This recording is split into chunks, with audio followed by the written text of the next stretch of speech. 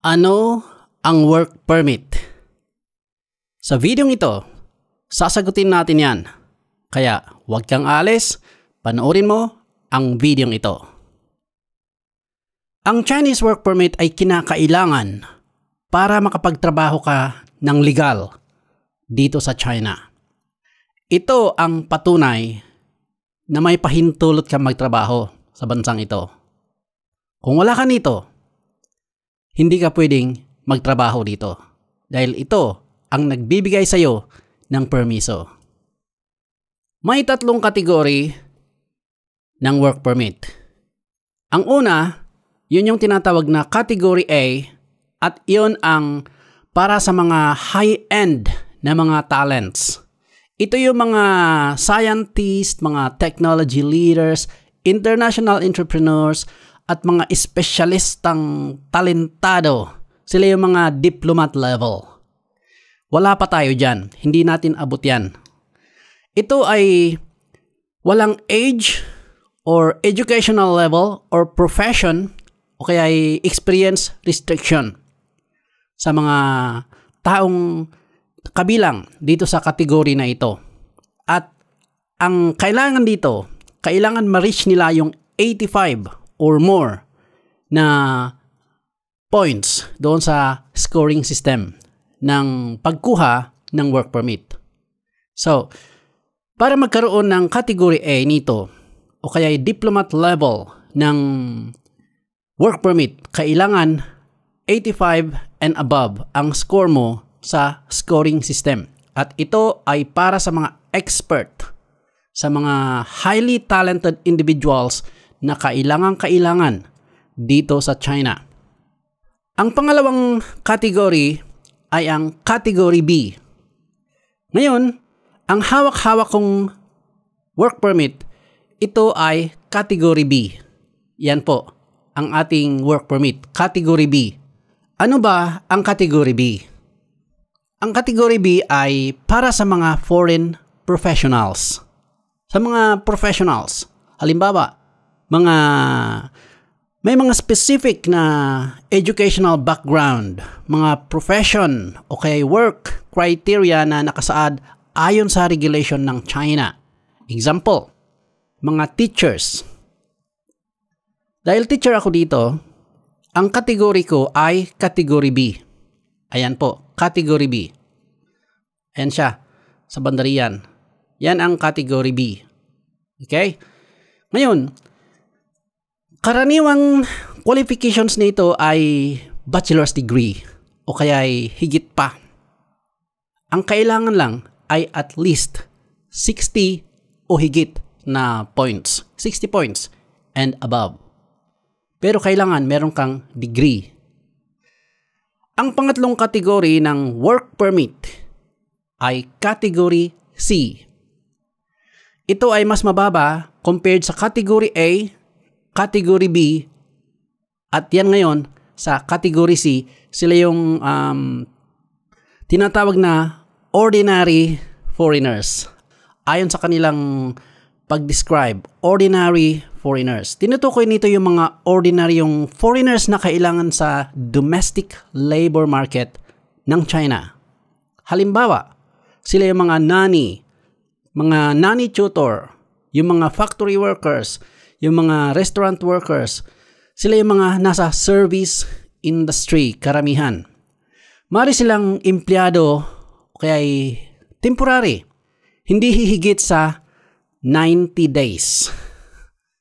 Inulit ko po, hindi hihigit sa 90 days. O kaya sila yung mga seasonal, non-technical, or service positions. Sila yung mga Category C. Ang qualifications dito na puntos ay 59 sa scoring system ng SAFIA. Para sa karagdagang impormasyon tungkol dito sa tatlong kategory, i-check nyo dyan sa link sa baba. May mga articles na nakalink dyan para mas lalo ninyong maintindihan kung ano nga ba itong mga kategoring ito. Paano makakuha ng Chinese work permit? Ito ang mga hakbang. Una, kailangan meron kang job offer. Hindi pwede ang individual na pwede lang kumuha ng work permit. Hindi pwede. Kaya sa mga nagtatanong dyan, pwede bang kumuha ng work permit na ikaw lang at wala ka pang school? Ang sagot, hindi po pwede. Kailangan meron kang job offer.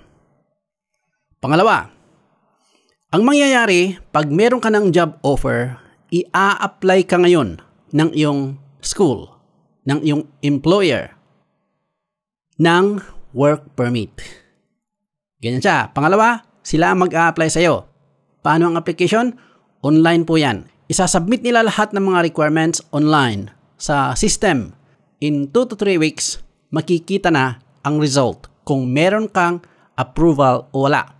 Ngayon, pag nagkaroon ng approval, lalabas ngayon ang Notice of Work Permit Approval. Yan ang ipapadala sa iyo at yan ang gagamitin mo ngayon papunta ng Chinese Embassy para makakuha ka ng Z-Visa. And from there, pag nakakuha ka na ng Z-Visa, kailangan mong mag-medical para makita nila na ikaw ay fit to work. At yan ay isasubmit mo dito sa China.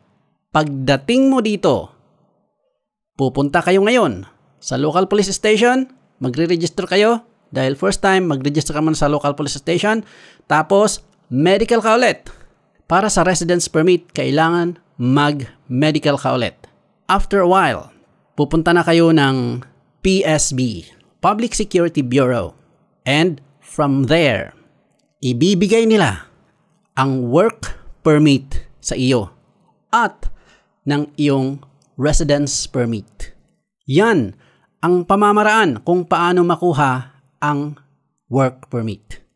Ano ba ang benepisyo pag meron kang work permit? Unang-una, dahil may work permit ka na, pinapayagan kang magtrabaho dito sa China. Legal. Kahit mag-check man ang mga pulis sa iyong school, sa iyong workplace, wala kang kaba dahil legally, meron ka ng work permit na pinapayagan kang mag-work sa China. Yan ang benefits niya. At isa pa, makakakuha ka ng health insurance. Pwedeng ikaw as a person or ang iyong school. Kasi isa sa requirement ng SAFIA, yung nagbibigay ng work permit na ito, isa sa requirement nila ay ang insurance. Kung walang biniling insurance ang school, hindi sila magbibigay ng work permit. So, requirement po yan. So, benefit mo yan. At, mas madali kang mag-renew ng applications mo sa iyong residence permit later on. Kung gusto mo pang mag-stay dito sa China ng mas matagal. Ganun po yun. Yan ang mga benefits ng meron kang work permit. Kumpara sa meron ka lang Z-Visa na pumasok dito sa China, tapos wala ka ng work permit at wala kang residence permit. Yun po ay nakakatakot. Ano ba ang Z-Visa? Tatalakayin natin yan sa sunod na video. Mga tips para makakuha ng work permit. Unang-una, kumpletuhin mo ang iyong mga documents. Anong mga documents yan? Lahat ng mga legal documents mo na yung fino-forward mo pag nag-a-apply ka, kumpletuhin mo yan. Ipa-authenticate mo lahat yung mga kailangan ipa-authenticate. Ng mga diploma, TOR, transcript of records, NBI, mga TESOL, TFL, anumang meron kang certificate, at pati ang PRC mo. Ipa-authenticate mo lahat yan para wala ng problema. Apostille, ang tawag dyan. Pa-apostille mo sa DFA. Sa ngayon, hindi na kinakailangan ipa-authenticate sa Chinese Embassy. So, ipa-apostille mo lang doon sa DFA. And, parati kang makipag-ugnayan sa iyong school para connected kayo. Kahit na may agent ka, makipag-ugnayan ka sa school kung kaya hanggat maaari. Another one, sumunod sa patakaran. Huwag mag-backdoor. Inulit ko, huwag mag-backdoor. Ano yung backdoor? Yung hindi ka na kumuha ng work permit, dumaan ka sa mga agent, tapos papupuntahin ka ng Hong Kong, Thailand, Cambodia, at doon ka papasok ng China. Tapos mangangamuhan dito. Yan yung mga tinatawag nating backdoor transaction. Mas magastos po yun. At saka, hindi yun practical at hindi yun advisable. Kaya, sundin ang patakaran, kumplituhin mo ang iyong mga documents, makipag-ugnayan ka parati sa iyong employer o kaya sino man ang mag-i-employ sa'yo, kailangan meron kang connection, direct. And, sundin ang patakaran. Ganun lang po yun. And, in no time, magkakaroon ka ng work permit. Ito ang permit natin para makapagtrabaho dito sa China. Kung wala ka nito, hindi ka allowed na magtrabaho dito sa China. Kung gusto mong malaman kung legal ba ang nanny tutor sa China, panoorin mo ang bidyong ito.